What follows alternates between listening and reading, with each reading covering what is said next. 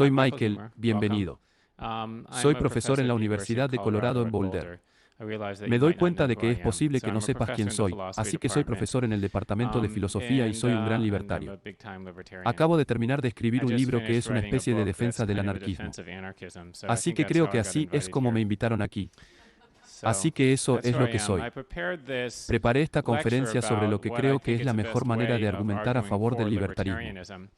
Esto es de cierto interés para mí porque eso es lo que hago ahora. Puse esta cita de Joseph Schumpeter porque me llama la atención. El capitalismo es juzgado por jueces que tienen la sentencia de muerte en el bolsillo. Lo van a aprobar, sea cual sea la defensa que escuchen. El único éxito que la defensa victoriosa puede producir es un cambio en la acusación, refiriéndose a la idea de que la gente tiene tantas críticas al capitalismo, pero básicamente es que si refutas una, simplemente cambiarán sus críticas, ¿verdad? Así que primero, el capitalismo no puede producir tanto como el socialismo. Pero luego, cuando se demostró que eso era falso, entonces es el capitalismo. Se sobreproduce o algo así. Así que pase lo que pase, siempre hay otras críticas. Y sugiere que no es simplemente que la gente esté confundida y no haya entendido algún hecho, sino que hay una animadversión subyacente contra el capitalismo, que la gente lo odia. Y es por eso que están buscando una razón para criticarlo. Entonces, eso me hizo pensar también, ¿cuál es la mejor manera de defender el capitalismo? De acuerdo, esta es una visión general de lo que estoy hablando, el libertarismo. Todos saben lo que es. Hay dos variedades de él, el libertarismo de estado mínimo y el anarcocapitalismo. De acuerdo, ya he confesado que soy la segunda. Y de todos modos, según tengo entendido, el libertarismo aboga como mucho por un estado mínimo. Así que hay dos posibilidades. Puede abogar por un estado mínimo o no abogar por ningún estado o menos que el mínimo. De acuerdo, hay tres formas populares de defender el libertarismo. El primero es que comúnmente hay argumentos económicos para el libertarismo, y el segundo, comúnmente hay argumentos basados en los derechos. Y luego podría haber una tercera alternativa que estoy defendiendo, que es el enfoque de sentido común. Voy a explicar qué es eso en un minuto. Probablemente ya sepas lo que son los otros dos. Y así, mi argumento es que el tercer enfoque es el mejor. En cierto sentido, el mejor. Puse estas fotos aquí porque se supone que son fotos del estado mínimo. Tiene policía, tribunales y un ejército. De acuerdo, las defensas económicas de la libertad. Ahora, obviamente esto es más complicado que algo que podría resumir en una charla, especialmente si iba a hablar de otras cosas además. Así que solo diré que, en términos generales, el argumento económico a favor de la libertad es que la libertad promueve la satisfacción de las preferencias. De acuerdo, y luego están todos estos economistas que piensan que ese es básicamente el objetivo por el que deberías esforzarte, maximizar la satisfacción de las preferencias. Hay deficiencias potenciales de esto. Lo más importante es que este punto de vista parece basarse en el utilitarismo como filosofía moral. Esa es la idea de que lo correcto es siempre lo que maximiza la satisfacción de las preferencias de las personas. La cantidad total de satisfacción con las preferencias para todas las personas involucradas, ¿verdad? ¿Y qué tiene de malo eso? Así que está bien, y lo que está mal con eso es que el utilitarismo es falso. ¿Por qué hay fotos de dos gorras aquí? Porque hay un ejemplo de por qué el utilitarismo es falso que involucra a un médico y un paciente. Este es un ejemplo muy famoso en la literatura de filosofía moral. El ejemplo es que hay 5 pacientes que necesitan trasplantes de órganos en el hospital, sin los cuales morirán. Los 5 morirán a menos que reciban trasplantes de órganos. Sucede que necesitan diferentes órganos. Así que sabes que uno de ellos necesita un pulmón, uno de ellos necesita un riñón y luego un hígado. Y uno de ellos necesita un corazón y quinto. No lo sé. Necesita un cerebro o algo. De acuerdo, resulta que hay un paciente sano que de alguna manera es compatible con los otros 5. Así que está bien, eres el médico en el hospital y estás pensando para ti mismo, sí, ¿qué podríamos hacer aquí? Así que podrías matar al paciente sano y distribuir sus órganos a los otros 5. Deberías hacer eso. Ok. Entonces, ¿cuántos piensan que se debe matar al paciente sano para distribuir los órganos? Venga, vamos. De acuerdo. Ahora, si esta fuera una audiencia no libertaria, habría, como 1 o 2 personas que levantarían las manos. Habría un par de utilitarios. Vale, ¿cuántos piensan que no deberías matar al paciente sano para distribuir los órganos? De acuerdo, eso es bueno. De acuerdo, hay una persona que no responde. Abstención. De acuerdo, pero aquí está la cosa. Si lo correcto es maximizar la satisfacción del paciente para todos los involucrados, parece que tienes que matar al paciente sano porque una persona muere. Pero entonces viven 5 personas, y 5 es mejor que una. Está bien, sencillo.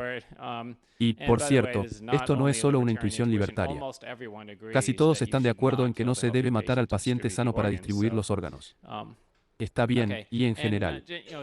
Entonces, si empiezas a decir, necesitamos tener libertarismo porque maximiza la satisfacción de las preferencias. Es muy fácil de decir para la gente, pero esa no es la ética correcta, ¿verdad? El utilitarismo es falso. Así que está bien, necesitamos argumentos morales para la libertad. Y la razón es así. El primer problema era que el utilitarismo es falso. Pero el segundo problema es que me he encontrado con economistas que piensan que la forma más fácil de convencer a la gente del libertarismo es con argumentos económicos y que es mucho más difícil convencer a la gente con argumentos morales. Creo que eso solo es cierto si estás hablando con economistas. Es cierto si estás hablando con economistas, pero solo si estás hablando con economistas. Debido a que la mayoría de la gente no piensa como los economistas, ese puede ser su problema. Es muy desafortunado, tal vez que no piensen como economistas, pero es poco probable que cambies eso hablando con alguien que conoces durante un par de horas. Y la mayoría de la gente no aceptará un sistema social que viole su sentido moral. En otras palabras, incluso si está convencido de que el sistema es económicamente eficiente, si cree que es inmoral, no lo aceptará. Y seguirás buscando razones para rechazarlo hasta que alguien pueda convencerte de que no es inmoral o injusto. Y es por eso que tienes que confrontar la filosofía moral. De acuerdo, ahora hay argumentos basados en los derechos para el libertarismo. Esa es una imagen de Robert Nozick, quizás el filósofo académico más prominente y prominente de todos modos, quien hace los argumentos basados en los derechos. Hay un argumento basado en el principio de no agresión. De acuerdo, el argumento es básicamente el siguiente: tienes derecho a oponerte a la agresión. Tiene derecho a que otras personas no cometan agresiones contra usted mediante el uso de la fuerza física o amenazas de fuerza física o lo que sea que constituya una agresión. Y usted argumenta que varias políticas gubernamentales cometen agresión y luego este es el esquema para el argumento. Y luego lo dice, por lo tanto, esas políticas son incorrectas. Por ejemplo, las leyes de drogas. La prohibición de las drogas constituye un tipo de agresión porque coacciona a los consumidores de drogas porque están amenazados con ser secuestrados y encerrados en una jaula durante varios años. Eso parece coercitivo. Y los propios consumidores de drogas no están coaccionando a otras personas simplemente por ser consumidores de drogas. Tal vez también están coaccionando a otras personas. Pero el consumo de drogas en sí mismo no constituye coerción contra otros. Por lo tanto, coaccionarlos cuando no han coaccionado a otros, eso constituye agresión, ¿verdad? Y, por lo tanto, está mal. Así que todos ustedes están familiarizados con este tipo de argumento, supongo, un tipo de argumento en contra de la prohibición de las drogas y varias otras políticas. De acuerdo, hay problemas para el enfoque basado en los derechos para defender el libertarismo. Entonces, el primer problema es que, al menos de acuerdo con las creencias morales de casi todos, y probablemente también las suyas, es posible que los derechos individuales sean anulados por otras consideraciones morales. Así que hay un ejemplo famoso, el ejemplo de la cabaña en el bosque. Aquí es donde te has perdido en el bosque y ves, está un poco nevado y frío y estás en peligro de morir de hambre. Hay una cabaña en el bosque. El dueño no está allí. Puedes entrar en la cabaña y luego tomar algo de comida para evitar que te mueras de hambre. De acuerdo, ahora tengo curiosidad por saber cuál es la respuesta aquí, para que todos entiendan el escenario. Entonces, ¿cuántos dicen que puedes entrar en la cabina? Entonces, puedes hacerlo. Puedes hacerlo. Siento responder a eso. Permítanme ser más claro. ¿Cuántos piensan que es permisible irrumpir en el gabinete? No es que seas capaz de hacerlo, pero eso está permitido. ¿De acuerdo? ¿Cuántos piensan que es inadmisible entrar en la brecha? De acuerdo. Espera, espera. Levantaste la mano las 2 veces. Sí, porque quería mencionar algo. Solo es permisible. Está permitido hacerlo si reemplaza lo que usa. En otras palabras, robar algo. Robar algo se convierte en un crimen cuando eres inmoral. Cuando no le pagas a esa persona. De acuerdo. Así que podrías pensar, puedes romperlo. Puedes tomar la comida, pero luego indemnizas a la víctima. Así que dos comentarios. Número uno, eso no impide que haya sido una violación de los derechos de propiedad, ¿verdad? Por lo tanto, todavía ilustra el punto de que puede violar los derechos de propiedad de alguien si tiene razones suficientemente importantes. Dos, suponga que sabe que no podrá compensar a la persona, entonces, tiene que morir de hambre. O no, no lo hago. Llevo mi arma. De acuerdo, para algunos, sabes que has perdido tu arma. Sigues bien. No, no luches contra lo hipotético. Sí, yo diría que en el caso de que no se pueda pagar a ese individuo, todavía se puede pagar a la sociedad.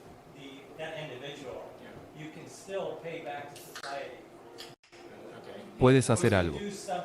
Sí, está bien. Me pregunto cuántos comentarios y preguntas debería hacer, porque podría. Porque esto podría durar toda la hora. De acuerdo, adelante. Solo iba a decir que, en general, las preguntas éticas se refieren a cuando alguien tiene opciones, por lo que no creo que sea una crítica justa del argumento ético. Si alguien no tiene otra opción, puedes actuar también. Pero tienes una opción. Puedes morir de hambre hoy. Es una elección. Es una muy, muy mala elección. Pero de todos modos, adelante. Así que mi punto es que lo miras como una moralidad neta que estás tratando de lograr, por lo que es un poco inmoral tomarlo un poco. Pero si te mantiene vivo, puedes ir a hacer más cosas morales, aumentando así el caso. Sí, estás anticipando lo que viene.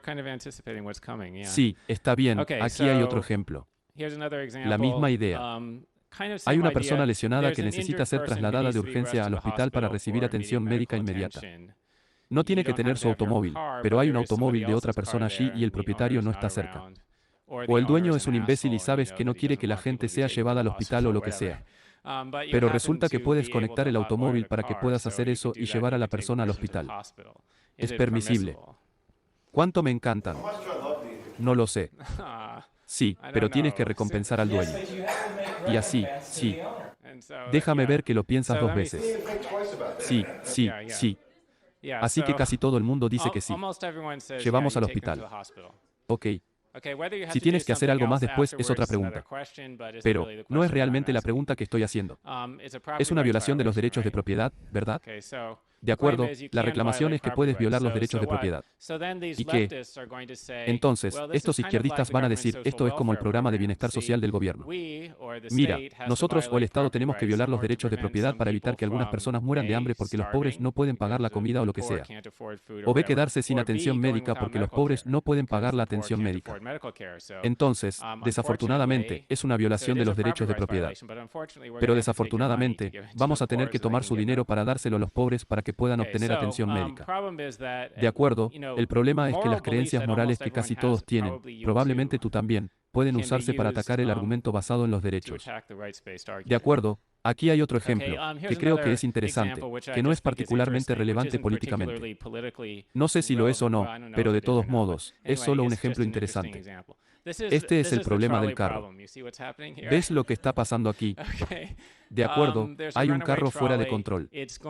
Irá recto y golpeará a las 5 personas en la pista que por alguna razón no pueden salir del camino. Una mala persona los ha atado y hay un interruptor. No puedes detener el carro, pero puedes accionar el interruptor y luego el carro bajará por la otra bifurcación donde desafortunadamente golpeará y matará a una persona. Está permitido cambiar el carro. De hecho, porque puedes preguntar.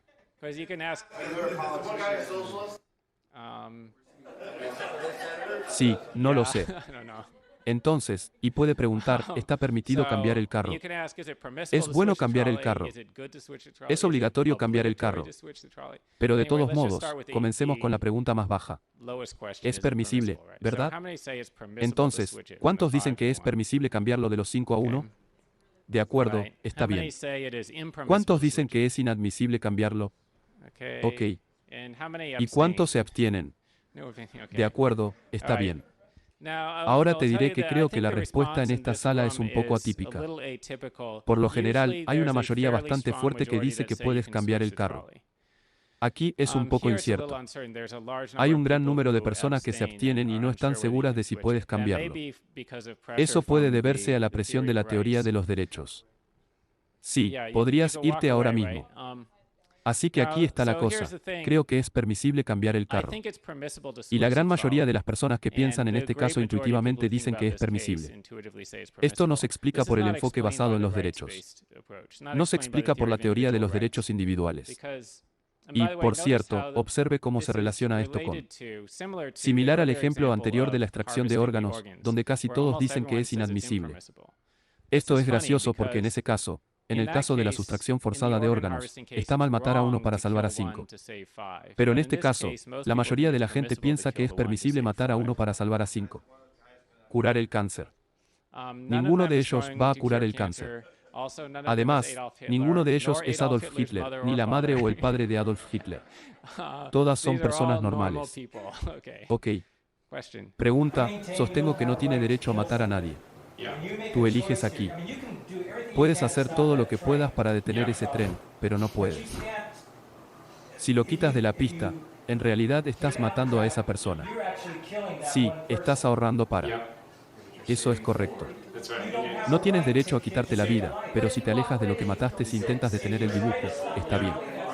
Pero no tienes derecho a quitarte una vida. De acuerdo, lo que está diciendo en realidad es que ilustrar el enfoque basado en los derechos no explica la intuición común sobre esto. Y tú podrías decirlo. Eso demuestra que no puedes cambiar el carro. O se podría decir que eso demuestra que la teoría de los derechos es inadecuada. Está pasando algo más. Si cambia el carro y sabe que atropella a una persona, ¿habrá violado los derechos de esa persona? Parece que sí, ¿verdad? Y por cierto, si no estás convencido de eso, imagina que las 5 personas no estaban allí y cambiaste el carro y atropelló a un tipo. Entonces definitivamente lo habrías hecho. Lo hubieras matado. Habrías violado su derecho a la vida. Entonces, y el hecho de que las 5 personas estén allí, no parece que eso pueda cambiar si se trata de una violación de los derechos o si cuenta como asesinato, ¿verdad? Lo está matando. Pero si no haces nada, violaste los derechos de los 4. No, no lo hiciste. Tú no creaste la situación. Sí, así que si no haces nada, permitirás que las 5 personas mueran. Y sí, no los habrías matado. Exactamente. Habríamos permitido que murieran, que los mataran, ¿verdad? Comentario. Entonces, en este caso, digamos que usted toma la decisión y va a la pista con la única persona. Si esa persona muere, sabes que tu elección mató a esa persona, pero no sabes si tu elección necesariamente salvó a esos otros porque podría haber habido algo más como asteroide golpea el tren antes de llegar allí, o cualquier número de. Sé que es muy probable, pero sí, pero mira si cambias el carro. También es posible que un asteroide lo golpee antes de que llegue a un tipo. El resultado es que el carro mató a la única persona. No sabes si la única otra alternativa era que hubiera matado a esos 5.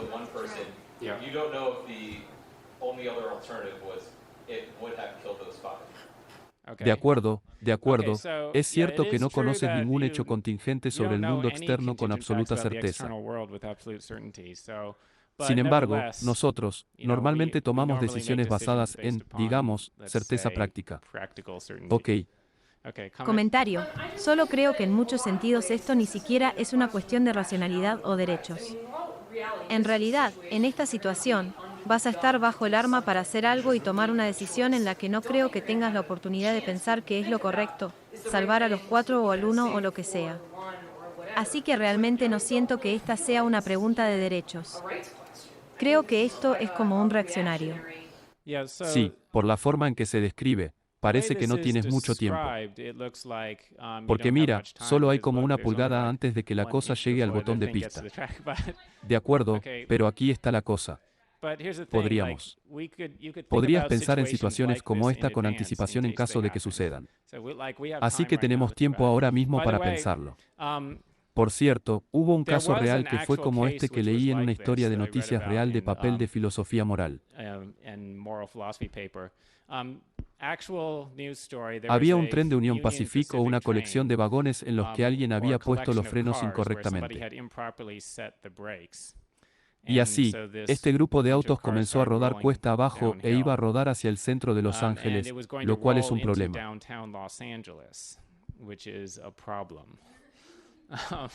Y así, y la gente de Union Pacific estaban decidiendo si cambiarlo a otra pista para ir a Culver City, que es más pequeña. Y hubo una complicación, sin embargo, porque la pista en Culver City estaba clasificada para una velocidad más baja que la pista en Los Ángeles, lo que hacía más seguro que iba a saltar la pista. Entonces, ¿qué hicieron? Y así lo cambiaron. Lo cambiaron a Culver City y el tren se salió de los rieles. Destrozó la casa de alguien. Milagrosamente no mató a nadie. Pero eso fue suerte, ¿verdad? Si hubiera habido alguien en la casa, ¿verdad? Pero de todos modos, está bien. Ahora, no iba a pasar mucho tiempo debatiendo sobre esto. Solo voy a afirmar que deberías cambiar el carro. Lo siento, no estoy de acuerdo con eso. Ahora es realmente interesante sentarse y pensar en cuáles podrían ser las diferencias entre la maleta con ruedas y la maleta para la extracción de órganos. Y si esta fuera una de mis clases de ética, podríamos pasar una clase entera con él. Podrías darme posibles explicaciones de la diferencia y luego las refutaría todas durante aproximadamente una hora. Y finalmente te diré lo que creo que es. Pero bueno, de todos modos, aquí está la cosa, un enfoque diferente para defender el libertarismo, no el argumento económico, y no el argumento de los derechos o el axioma de no agresión. Solo haga esta observación, el gobierno hace un montón de cosas que, si alguien más las hiciera, serían indiscutiblemente incorrectas, consideradas incorrectas por prácticamente todos, incluidos no solo los libertarios, sino también los demócratas y republicanos. Entonces, si yo, por ejemplo, decidiera grabar a la gente, en realidad lo llamamos extorsión. Y no importa si tengo una buena causa. En realidad, podría decir, estoy recolectando dinero para dar a la caridad. Quiero ayudar a los pobres, lo que sea. Y realmente podría dárselo a organizaciones benéficas para ayudar a los pobres. Aún así, incluso los demócratas dirían que no puedo hacer eso. No puedo simplemente salir a la calle y empezar a robar a la gente a punta de pistola. O supongamos que decido ir a la guerra. Supongamos que decido que hay un gobierno extranjero que representa una amenaza potencial en algún momento en el futuro. Y entonces voy allí y empiezo a volar edificios y disparar a la gente. ¿Cómo llamarían a esto? Tenemos un nombre para las personas que hacen esto. Lo llamamos terrorismo, ¿verdad? El uso de la violencia, incluso contra personas inocentes, para lograr un cambio político. Sí, eso se llama terrorismo. Se llama guerra. Si el gobierno lo hace, supongamos que decido prohibir las drogas por mi cuenta. Así que encuentro algunas sustancias que no son saludables para comer, tal vez papas fritas o drogas recreativas. No es saludable. No quiero que lo hagas. Entonces busco a la gente que lo está haciendo y luego los secuestro a punta de pistola y los encierro en una jaula durante 3 años o lo que sea. Una vez más, incluso los republicanos dirían que no debería hacer eso, ¿verdad? De acuerdo, eso es lo interesante. La cosa es que no tienes que apelar a un punto de vista moral controvertido. Y entonces la pregunta es, ¿por qué está bien que el gobierno haga esas cosas bien? No tengo que apelar a un punto de vista moral controvertido porque estoy señalando cosas que casi todos dirían que estaban equivocadas si alguien más lo estuviera haciendo. Así que ahora solo tienes la pregunta de por qué el gobierno es diferente de todos los demás agentes. De acuerdo, ahora la respuesta a esto nominalmente es que el gobierno tiene una característica especial conocida como autoridad política, ¿verdad?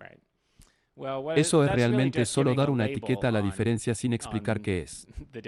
Pero se supone que el gobierno tiene un derecho especial a gobernar. Es decir, más específicamente, hacer reglas y luego hacerlas cumplir mediante una amenaza de violencia. Es casi una religión. Lo siento, es casi una religión. Casi una religión. Sí. Comentario, sí. Para que el gobierno haga eso, el gobierno tiene que proporcionarle algo. Sí, y tiene que ser un quid pro quo. Y si el gobierno no te proporciona eso, entonces no tienes la obligación. De acuerdo, sí, así que eso podría ser una teoría de la autoridad, ¿verdad? Así que me pregunto, ¿cuál es la base de la autoridad del gobierno? Y se podría decir, porque el gobierno nos proporciona protección o algo así. De acuerdo, pero se supone que el gobierno tiene este derecho especial de hacer reglas y hacerlas cumplir a través de una amenaza de violencia. Y simultáneamente, se supone que tenemos la obligación de obedecer las reglas que hace el gobierno. Observe que esto es diferente de todos los demás agentes. No hay otro agente, ya sea individual o corporativo, u organizaciones, que tenga esta característica en la que puedan hacer reglas y luego obligar a todos a obedecerlas. o estás obligado a hacer lo que dicen solo porque lo dijeron. Ahora, por supuesto, puede haber casos en los que alguien te diga que hagas algo y estás obligado a hacerlo. Pero no estás obligado a hacerlo solo porque te lo hayan dicho. Así que si te digo que no cometas asesinato, estás obligado a no cometer asesinato. Pero no es porque lo dije bien. Además, puede haber una situación en la que, digamos, tu jefe te diga que hagas algo y luego estés obligado a hacerlo. Pero de nuevo, hay una explicación para eso, que es que firmaste un contrato para trabajar con el jefe. No firmaste un contrato para trabajar con el gobierno, ¿verdad? Así que hay un enigma de por qué el gobierno tendría esta característica. Eso, por cierto, es una imagen de autoridad. En caso de que no puedas recibirlo, en caso de que no puedas verlo, dice que respetarás mi autoridad. De acuerdo, es Eric Cartman. Y se supone que eso te hace ver cómo la autoridad es problemática. De acuerdo, de todos modos, hay diferentes teorías que la gente tiene sobre cuál es el origen de la autoridad política. Hay una teoría tradicional del contrato social, que desconozco que sea la teoría más popular en Estados Unidos. Por lo general, surge y es un poco sorprendente que la teoría del contrato social sea en realidad un ejemplo sorprendente del éxito de los filósofos en convencer a la gente de una idea filosófica. Porque antes de la época de John Locke, nadie creía eso. Nadie creía que hubiera un contrato social. Locke, Hobbes, Rousseau y algunos otros filósofos decidieron idear esta teoría y de alguna manera lograron introducirla en nuestra cultura para que la vieras en personas que ni siquiera son como estudiantes de filosofía, como si solo la gente en la calle supiera sobre esta teoría del contrato social. Comentario: hemos aprendido mucho y mucho estudio de derecho, y yo había tomado el estudio de derecho. Un contrato tiene que ser firmado. Una mutua se dice a capacidad y 3 a contraprestación. Sí, pero no había sentido mutuo. Nunca consentí en el contrato social. Sí, eso es un problema en este momento. Hay teorías de que la gente tiene que abordar eso, pero de todos modos. En segundo lugar, hay un hipotético contrato social donde se dice, bien, es cierto que en realidad no consentimiento, pero habría consentido en algunos hipotéticos escenarios. De acuerdo, por cierto, el personaje de la derecha es John Locke, el defensor más inteligente de la teoría del contrato social. La persona en el medio es John Rawls, que es un defensor de una teoría hipotética del contrato. La persona de la izquierda es David Hume. Es un defensor del relato consecuencialista. De acuerdo, hay teorías democráticas de la autoridad. No tengo una foto para eso. Pero donde la gente dice que el proceso democrático de alguna manera legitima las leyes y le da al Estado el derecho de hacer cumplir las leyes, el hecho de que se hicieron democráticamente. Hay un relato consecuencialista que dice que solo tenemos que permitir que el gobierno les diga a todos qué hacer para evitar que ocurra un desastre horrible en el que la sociedad colapse o algo así. De acuerdo, ahora no tengo tiempo para hablar de todos esos, así que solo voy a hablar de lo que creo que son los dos más comúnmente escuchados. Está la teoría del contrato social. La teoría tradicional del contrato social, según la cual hay un contrato entre nosotros y el Estado. El Estado ha acordado establecer la ley y el orden y protegernos de los delincuentes y agresores extranjeros. A cambio, los ciudadanos aceptaron obedecer al Estado, incluso pagando impuestos.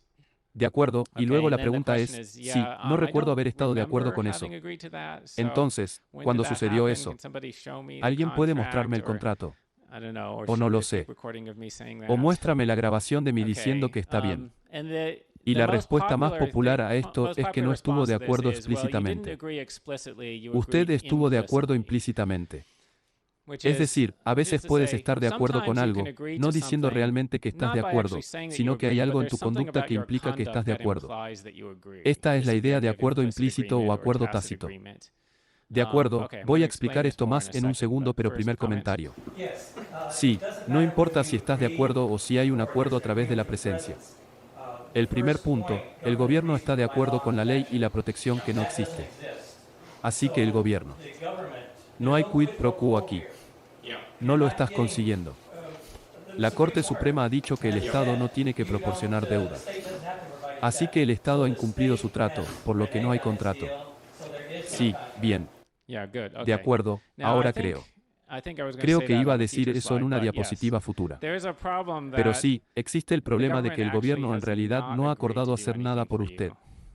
Solo para decir que si hay un contrato, por lo general, si la otra parte no cumple con su parte del contrato, puede demandarlos o algo así y puede obtener algún tipo de compensación. Si intentas demandar al gobierno porque no te protegen, vas a perder. Básicamente. De acuerdo, pero de todos modos, esto es lo que la gente dice sobre cómo aceptaste el contrato social. Estás de acuerdo con solo estar en un lugar determinado. Esta tiene que ser la forma más fácil de estar de acuerdo con algo. Sin embargo, se supone que esto es análogo a un escenario como el siguiente. Tengo esta fiesta en mi casa, ¿verdad? Todos estamos bien. Todos estamos de fiesta. Y yo digo, de acuerdo. Ahora, cualquiera que se quede en la fiesta, tiene que aceptar ayudarme a limpiar al final de la fiesta. De acuerdo, todo el mundo oye esto. Lo digo alto y claro. No dices nada, pero sigues de fiesta. Así que ahora, has aceptado ayudar a limpiar al final. Así que ahora la afirmación es que sí, que has estado de acuerdo. Así que ahora estás obligado a ayudar. De acuerdo. Tal vez eso es análogo al hecho de que al permanecer en el país, tal vez aceptas tener el gobierno que ocupa ese país.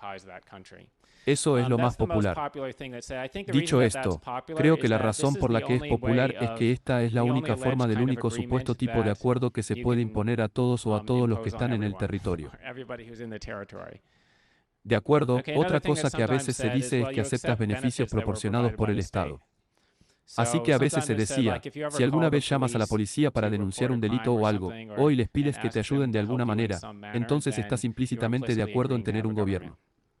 Bien, voy a abordar el acuerdo a través de la presencia. Esa es la cosa más popular que he escuchado, y también es quizás la más ridícula.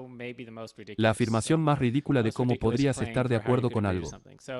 Entonces, ¿es cierto que puede establecer condiciones sobre el uso de su propiedad? De acuerdo, ahora en realidad, solo como un punto técnico en el ejemplo en el que tengo a la gente en mi fiesta y digo que tienes que ayudar a limpiar si te quedas en la fiesta.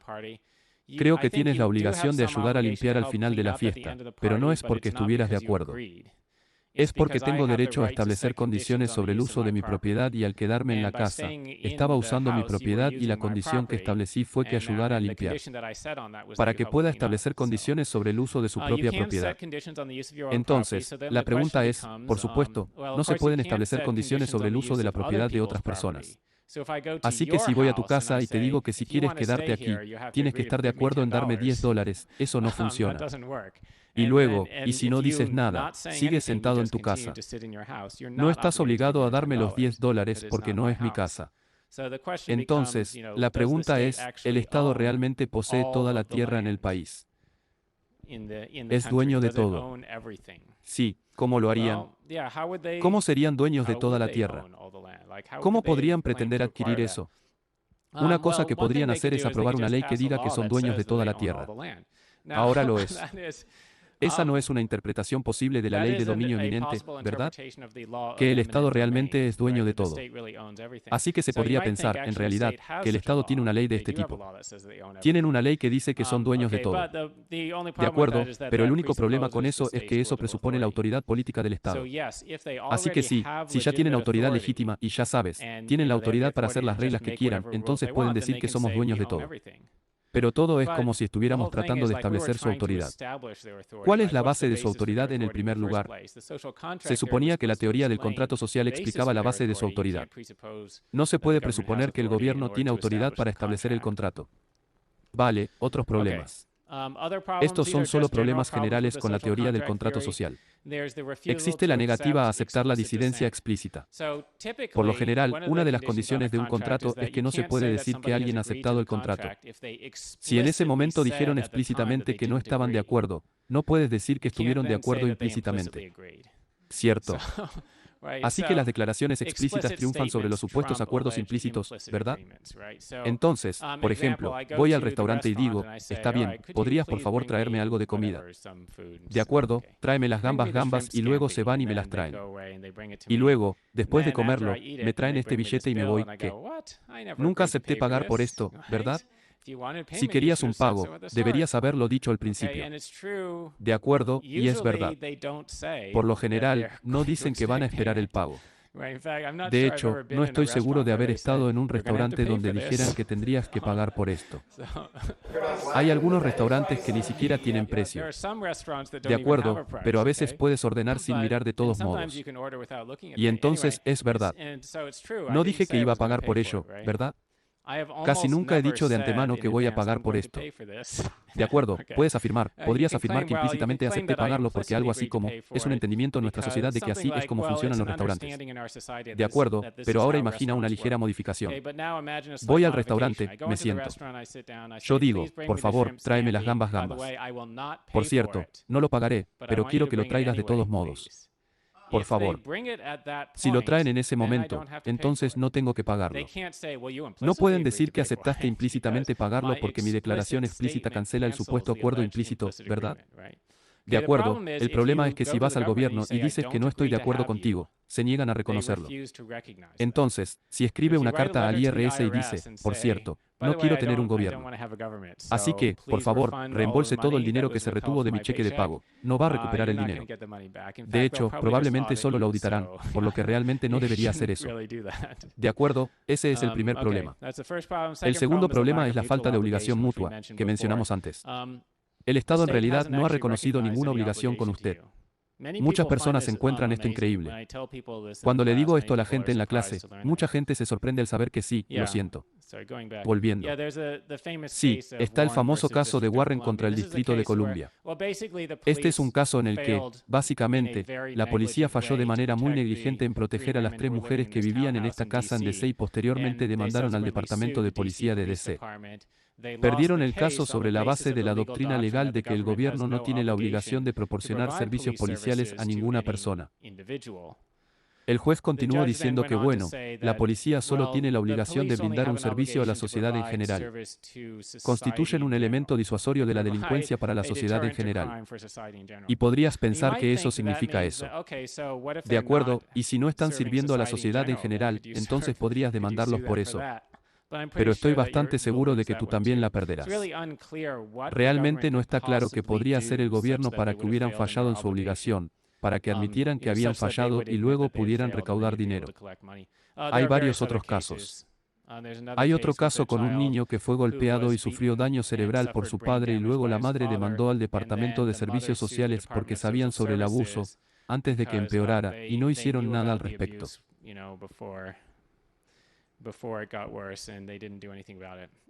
Ella también perdió. Bueno, básicamente, ya sabes todos estos casos. La única vez que el gobierno tiene la obligación de protegerte como individuo es si estás bajo su custodia. Irónicamente, las mujeres en ese caso no tenían derecho a la protección del gobierno.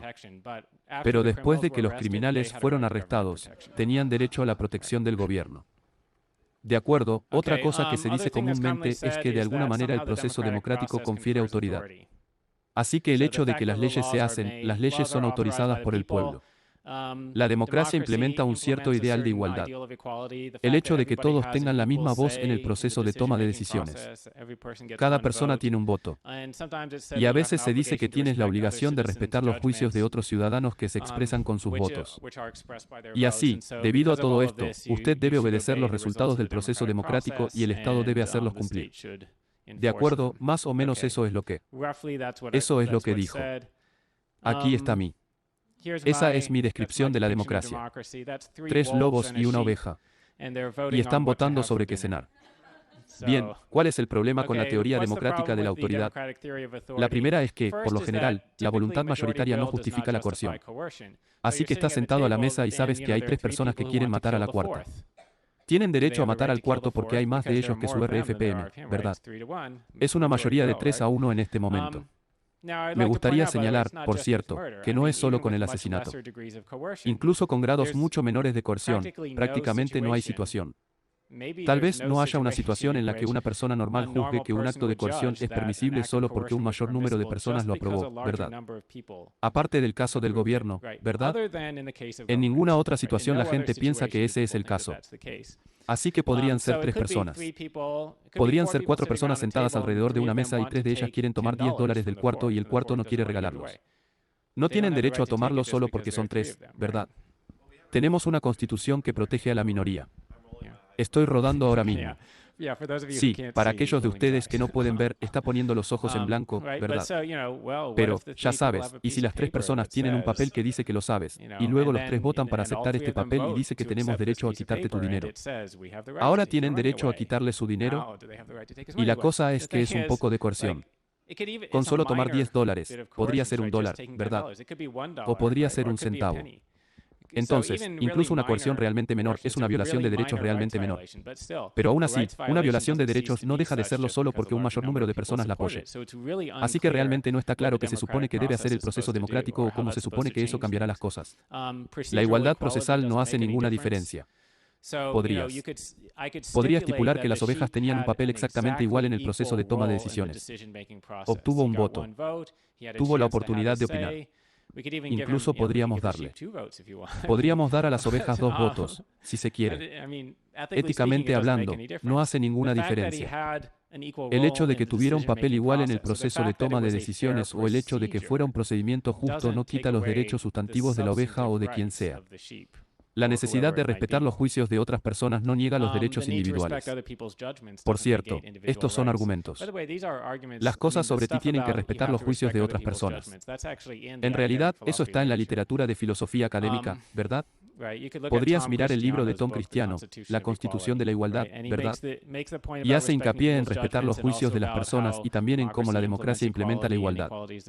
¿Cuál es este valor realmente importante y todo eso? Está bien, pero la cosa es que, ya sabes, si la oveja dice que no, me niego a que me maten y él trata de huir, no respeta los juicios de los 3 lobos porque todos piensan que debería morir y ser comido. Y es el único que piensa que no debería ser comido. De acuerdo, y de nuevo, podrías tener la violación de derechos más trivial. Como si fuera el único que piensa que no debería regalar mi dólar. Y las otras personas, las otras 3 personas en la mesa, quieren que regale el dólar, ¿verdad? Entonces les estoy faltando el respeto. ¿Cómo no respetar su juicio al quedarse con el dólar? No lo sé, tal vez no estoy respetando sus juicios. Pero, ¿no está aún más claro que me estarían faltando el respeto al tratar de quitarme el dólar? Está bien, eso es todo lo que voy a decir sobre las diferentes teorías de la autoridad. Hay otras teorías de la autoridad por ahí, pero no tenemos tiempo para hablar de todas ellas. Pero puedes conseguir mi libro y leer sobre él. De acuerdo, pero eso es solo una ilustración. Y una ilustración de cómo se puede responder a los argumentos a favor de la autoridad y, básicamente, responder apelando a la filosofía moral del sentido común, la moralidad del sentido común. ¿Por qué el enfoque de sentido común es superior? Por cierto, quiero señalar al respecto que mi forma de criticar esas teorías de la autoridad no es una apelación a ningún valor libertario especial. Es solo una apelación a la moralidad del sentido común. Esos ejemplos que estaba dando, prácticamente todos estarían de acuerdo en el veredicto correcto. Prácticamente todos, incluso los demócratas, están de acuerdo en que si estás sentado en una mesa con 4 personas, las 3 personas no pueden quitarle $1 a la otra persona solo porque son 3. De acuerdo, esta es la razón por la que el enfoque de sentido común es retóricamente superior a otros enfoques más tradicionales, como los argumentos económicos y basados en los derechos. Pone el Estado a la defensiva de inmediato.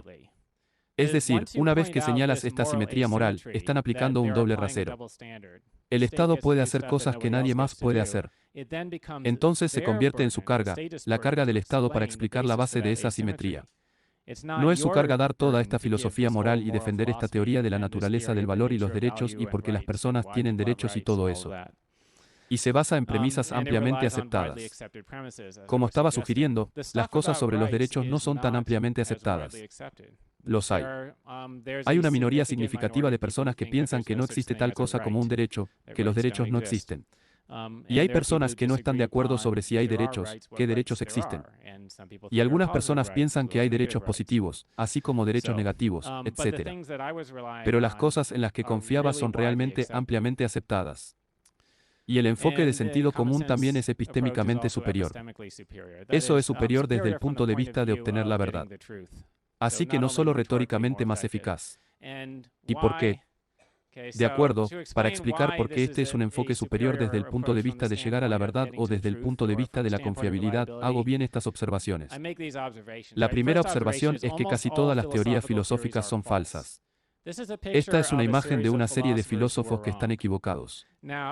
Ahora, no solo filósofos que están equivocados, sino filósofos que dijeron algo que implicaba que habían probado de manera concluyente ciertas tesis filosóficas controvertidas que ahora, hoy en día, casi todos piensan que están equivocadas. De acuerdo, el primero es Platón.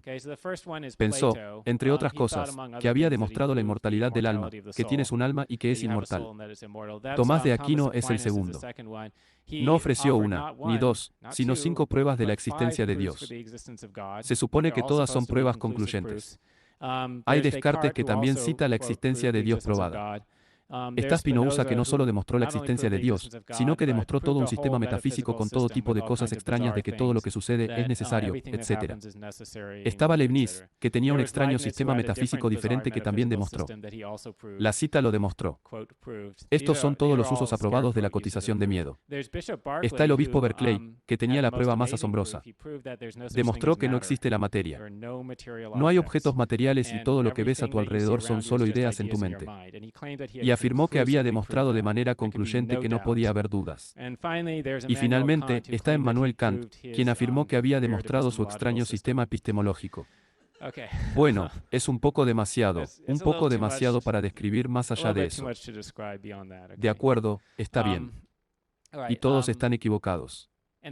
Puede que no estés de acuerdo conmigo en que todas esas cosas están mal, pero probablemente estés de acuerdo en que ninguna de esas cosas se demostró realmente. De acuerdo, pero aquí está la cosa, la gente. A lo largo de la historia de la filosofía, durante miles de años, la gente ha estado constantemente presentando argumentos que la persona que presenta el argumento cree que es totalmente convincente.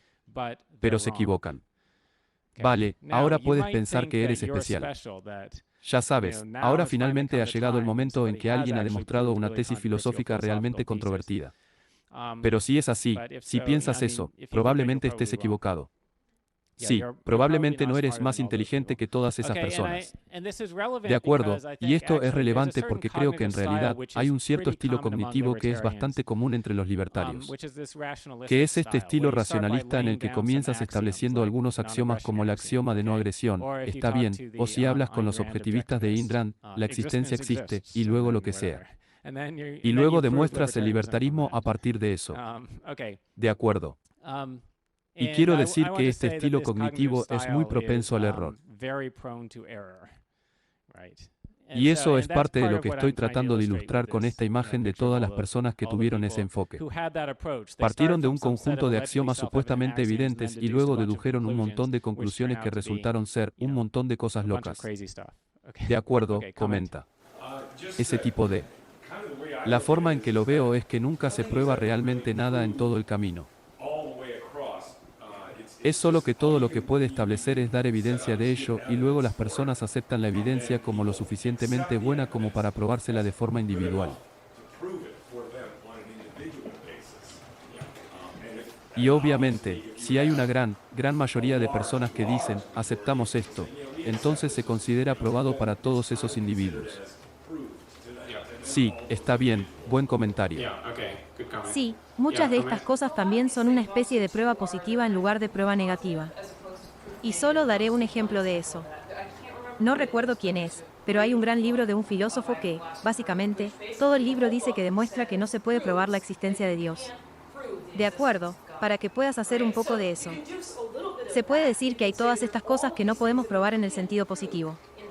No podemos decir que esto sea absolutamente cierto. Pero podemos decir que sabemos que no podemos probarlo. ¿Sabes a lo que me refiero? Sí. No estoy seguro de que puedas probar que no puedes probar cosas. No estoy seguro de que las pruebas negativas funcionen en realidad. Por cierto. Sí, por cierto. Ahora, mi afirmación no es que no se pueda probar nada, porque creo, por ejemplo, que hay algunos teoremas matemáticos que realmente se han demostrado. Creo que hay algunos. Incluso hay algunas cosas filosóficas que se han demostrado, pero no muchas, solo pocas. Sí, me preguntaba si criticabas la economía austriaca por el mismo motivo de que es reductiva y funciona para axiomas y se destaca para bien. Buena pregunta, pero no sé mucho al respecto.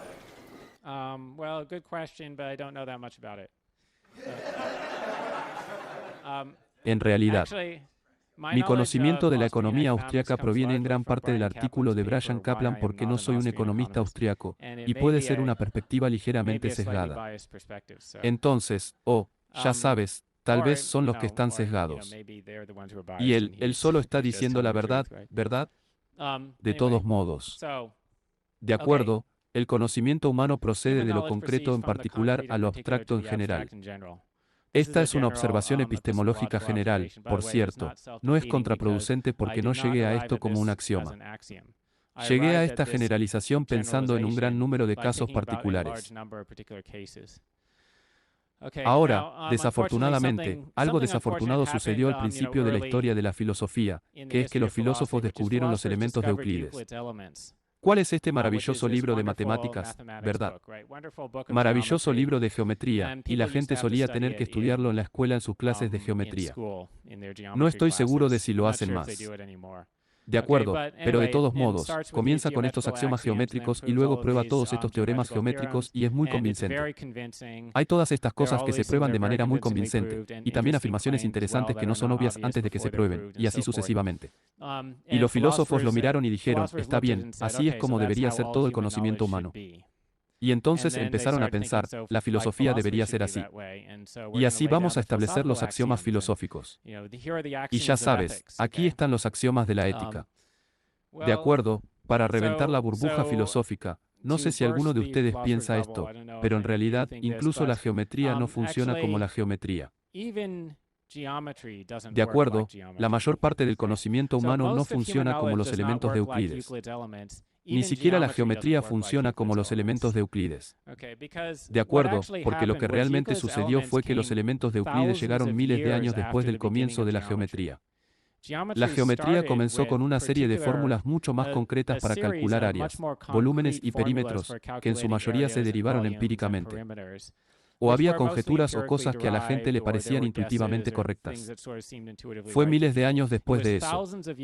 Así que comenzó en el antiguo Egipto. Y fue principalmente por razones topográficas que la gente necesitaba geometría. Necesitaban saber cuánta tierra tenía alguien. De acuerdo, fueron miles de años después del comienzo de la geometría que Euclides llegó, y habiendo visto todas estas pequeñas fórmulas y los pequeños descubrimientos geométricos, trató de sistematizarlo. La geometría no empezó con alguien que dijera, veamos. Un punto es algo que no tiene partes, es lo indivisible. Y luego dos puntos cualesquiera hay una línea recta entre ellos. Vale, no es así como empezó, ¿verdad? Lo fue. Comenzaron con todas estas pequeñas fórmulas y luego alguien trató de sistematizarlo. De acuerdo, ahora en filosofía moral, todavía no estamos en la etapa de que alguien sea capaz de escribir los axiomas. Todavía estamos en la etapa de recopilar las pequeñas fórmulas. Y si alguien intenta establecer los axiomas antes de que hayas hecho suficiente trabajo, como sabes, antes de pensar lo suficiente en las proposiciones más concretas, es casi seguro que se equivocará. Ok. Otra observación es que cuanto más fuertes sean sus instalaciones, mayor será el riesgo de error. Obviamente es cierto, ¿verdad? Entonces, si empiezo diciendo que siempre está mal matar a una persona inocente, es una declaración fuerte. Aún más fuerte sería que siempre está mal matar a una persona con una declaración fuerte. Probablemente hay algunos casos en los que no he pensado y va a resultar que la declaración es incorrecta, ¿verdad? Incluso con el siempre incorrecto de matar a una persona inocente, esa es una declaración realmente amplia. En cualquier circunstancia, tendría que estar previendo todas las circunstancias posibles en las que alguien mate a una persona inocente. Probablemente me equivoque porque probablemente habrá casos en los que no he pensado. Ahora, lo que comúnmente sucederá en la historia de la filosofía es que algún otro filósofo, planteará el caso que es el contraejemplo. Aquí hay un caso en el que debes matar a una persona inocente y luego el primer filósofo simplemente le pisará los talones e insistirá en que no, porque hice la declaración original, tengo que ceñirme a ella. Así que está mal matar a una persona en ese caso también. De acuerdo, pero aquí hay algo que puedes decir, los asesinatos de Ted Bundy estaban equivocados. Eso está muy claro. No va a resultar que eso esté realmente equivocado, ¿verdad? No va a resultar que haya más circunstancias. Así que en realidad Ted Bundy estaba justificado. No. De acuerdo, entonces, si puedes hacer un argumento basado en la afirmación más concreta y específica, es mejor. Es menos propenso a errores. Si no tengo que hacer una generalización universal. O no tengo que dar esta teoría general sobre la moralidad y lo que está bien y lo que está mal, y qué derechos tiene todo el mundo y cuándo se puede violar un derecho y todo eso. No tengo que dar esta teoría general completa. Si solo puedo confiar en algunos casos concretos, es mucho más probable que tenga premisas correctas. Y eso es lo que estoy proponiendo con un enfoque de sentido común que les digo una analogía. Te cuento una pequeña historia en la que alguien hace algo y luego estás de acuerdo en que esa acción estaría mal. Y luego hay una analogía entre eso y algo que el gobierno está haciendo. Y entonces parece que se puede argumentar que lo que está haciendo el gobierno está mal. Además, de acuerdo, comenta, ¿qué hizo la universalización? Usted se suscribe a eso en cierto sentido, porque está diciendo que este principio universal que está mal para que un individuo robe, esa parte está mal para que el gobierno robe. Y tengo la intención de estar de acuerdo con eso. Intuitivamente. Solo tengo curiosidad. ¿Cómo defiendes eso ante la gente y por qué es importante aceptar ese principio? Por suerte, no creo que tengas que defender eso. Porque sí, no lo hago. No conozco a ningún filósofo que no esté de acuerdo con eso. Está bien, sí, dices, está bien, entonces esta acción está mal. Persona, esta persona hizo la acción A y eso estuvo mal. Entonces esta persona hizo la acción A y eso fue correcto. De acuerdo, y luego alguien dice que puedes decir, ¿cuál es la diferencia entre la persona 1 y la persona 2? Y nunca he tenido a alguien que diga que no hay diferencia entre ellos. ¿Por qué crees que debería haber una diferencia? Es solo que la única diferencia es que este tenía razón y el otro estaba equivocado, pero en todos los demás aspectos son los mismos. Hacen la misma acción. Las personas tienen las mismas características. Es solo que uno tenía razón, otro estaba equivocado. Nadie piensa en eso, ¿verdad? Y ahora sabes que puedes tener más. Puedes tener una pregunta filosófica más amplia. Sí, pero ¿cómo sabemos cosas así? Cierto. Lo que tal vez no sea exactamente una pregunta práctica, pero sería una pregunta interesante para los epistemólogos. De acuerdo, pero parece que es solo un principio intuitivo. De acuerdo, ahora mi último tema está bien, anarquía o estado mínimo. Entonces, ¿el enfoque de sentido común apoya el anarquismo o apoya el libertarismo estatal mínimo? Así que aquí está la cosa. El libertarismo puede ser defendido por la moralidad del sentido común de la manera que he sugerido. El anarquismo en realidad no puede serlo. Y la razón de ello es que la moral de sentido común no es absolutista. Entonces, en la moralidad de sentido común, está permitido violar los derechos de alguien si hay razones suficientemente importantes para hacerlo, como en el caso de tomar el automóvil de alguien para llevar a alguien al hospital. Y en particular, el gobierno está violando los derechos de las personas periódicamente o, en realidad, básicamente todo el tiempo. Pero si eso es necesario para evitar que suceda algo mucho peor, la mayoría de la gente diría que es aceptable. De acuerdo, y así, y de hecho, la mayoría de la gente cree que la anarquía resultaría en un desastre horrible. Al igual que la sociedad, todo orden social colapsaría. La gente se comería los cerebros de los demás en las calles. Y sabes, está bien, no serían zombies, pero todos se matarían y se robarían unos a otros. Y de acuerdo, no habría edificios ni nada. Porque sabes que no puedes parar y construir un edificio porque tienes que defenderte todo el tiempo, ¿verdad? De acuerdo, esa es la imagen de la anarquía de la mayoría de la gente. Y si eso fuera cierto, entonces la anarquía estaría mal y sería mala. Entonces el gobierno estaría justificado. Entonces se justificaría un estado mínimo. Por lo tanto, no se puede defender la anarquía en oposición al estado mínimo únicamente sobre la base de la moralidad del sentido común. También necesitas algunas premisas empíricas sobre cómo va a funcionar la sociedad y por qué no va a ser ese tipo de desastre del apocalipsis zombie.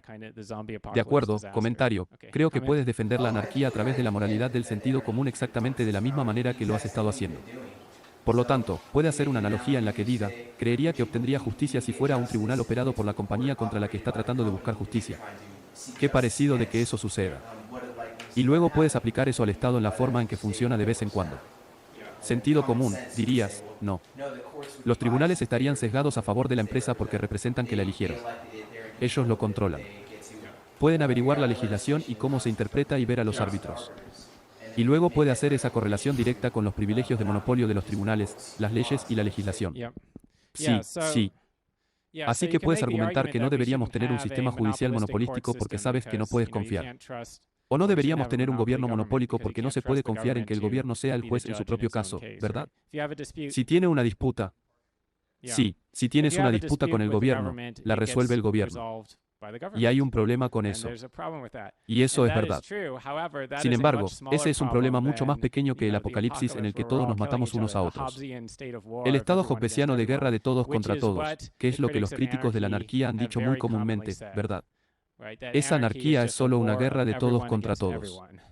Estás peleando constantemente.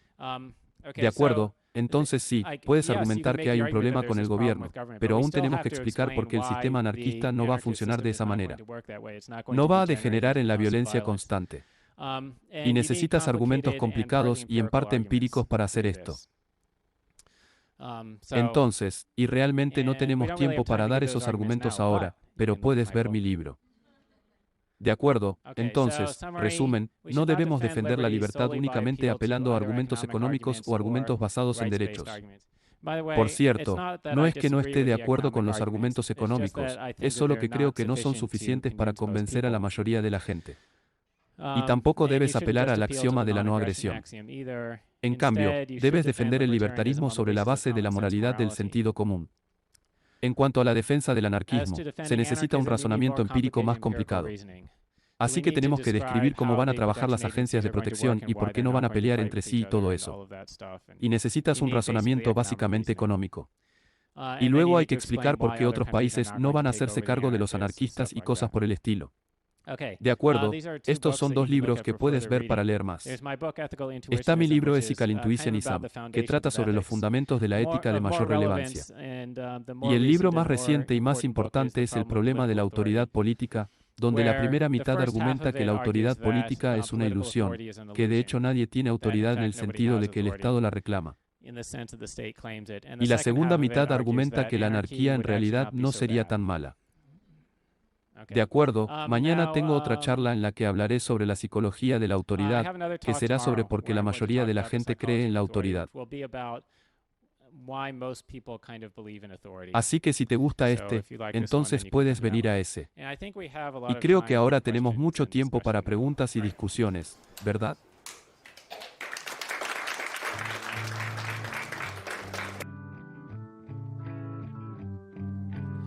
Ven y pon tu cabeza aquí a mi lado.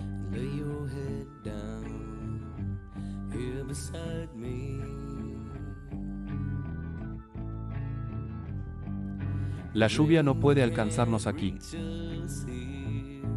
Es seguro y seco.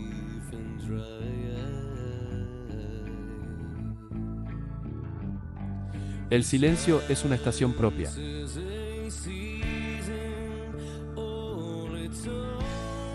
Este momento nunca se le puede contar a nadie.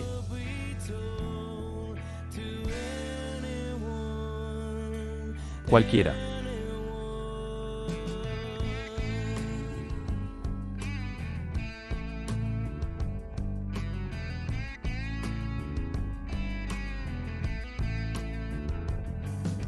Oye, escúchame.